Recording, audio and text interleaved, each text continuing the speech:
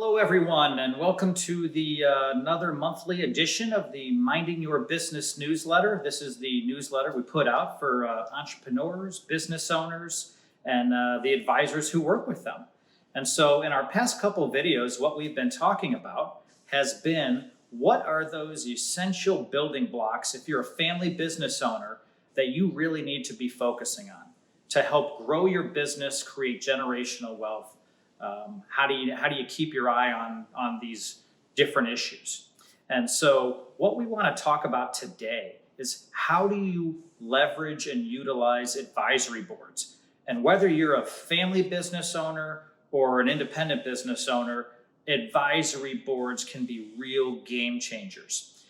You might recall in one of our prior videos I had mentioned a couple of years ago how we had interviewed 123 family business owner groups.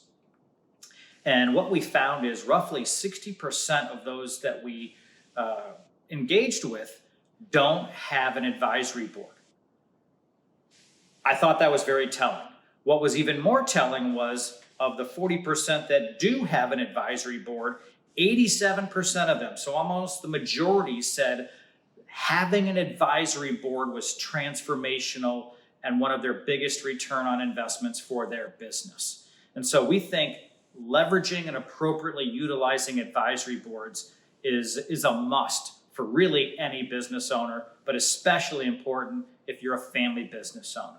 So when we think about advisory boards, what is it? And so before we ask what is it, maybe it's more important to understand what is it not. So it's not a board of directors. Advisory boards do not have fiduciary responsibility. They do not have governance responsibility. It is not a family council made up of family members, for example. What an advisory board is made up ideally of maybe the top company representatives or some of the ownership members, business advisors, so maybe your accountant, your attorney. Oftentimes we sit on advisory boards for clients as well. But the real, I think, tipping point in terms of leveraging advisory boards are what specialists do you have as part of your advisory board?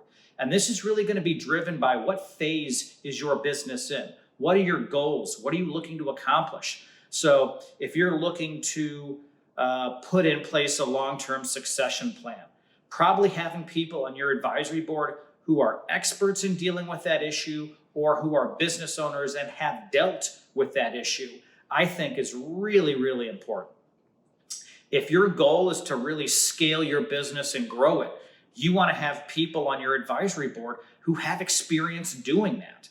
So oftentimes what we find is individuals will have, call it friends on their advisory board, somebody they might golf with and so on.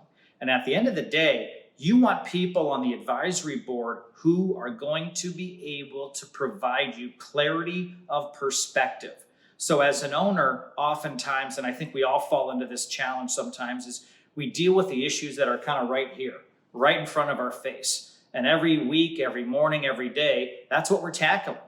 And having an advisory board forces you to step back and have those what's happening over the next year, what's coming out over the horizon sort of discussions. And having a group of really experienced individuals help hold the management team accountable, help provide clarity of perspective, and plan for succession. There's so many different valuable things advisory boards can bring to the table. Ideally, you want to be having an advisory board meeting where you're bringing these people together roughly about every quarter. So let's say 4 times a year. And the, call it, traits of these people is as equally as important as their skill sets, because you don't want to have a room full of egos. Frankly, the most successful advisory board members we have, and actually we have a lot of clients who sit on advisory boards also, are people who've been extremely successful.